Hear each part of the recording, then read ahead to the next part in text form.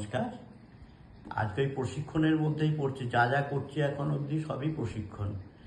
তা এবার একটা খুব সহজ কায়দা।